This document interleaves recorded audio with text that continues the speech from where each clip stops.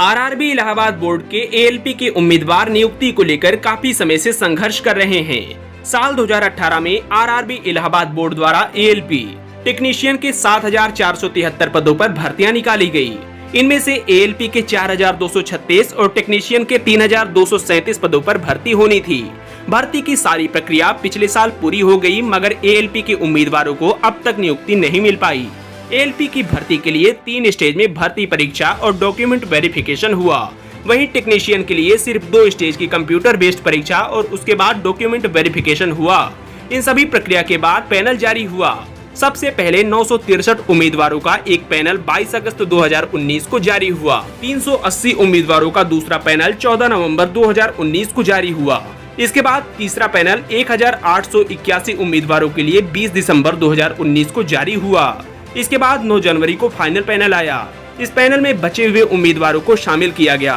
साथ ही part panel 3 जो कि 20 दिसंबर 2019 को जारी हुआ था, उसे वापस ले लिया गया और उसके उम्मीदवारों को इस पैनल में जगह दी गई। पहले पैनल के 30 उम्मीदवारों को छोड़कर सभी की ट्रेनिंग चल रही है। वहीं दूसरे और फाइनल पैनल के उम्मीदवारों का ट्रेनिंग शेड्यूल 17 मार्च 2020 को आया, जिसे कोरोना के कारण स्थगित कर दिया गया।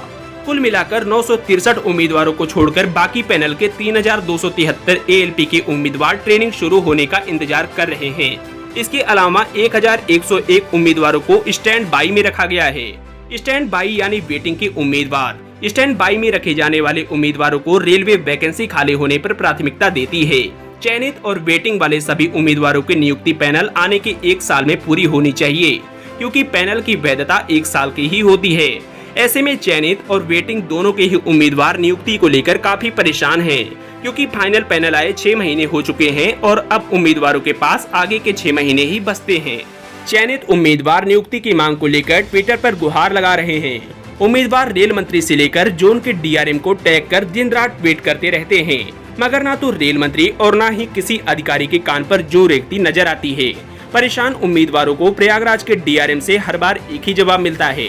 डीआरएम हर बार एक ही रिप्लाई करते हैं कि ट्रेनिंग के लिए सभी जोनल ईटीसी से बात चल रही है और कोविड-19 प्रोटोकॉल के हिसाब से जल्द ट्रेनिंग शुरू की जाएगी।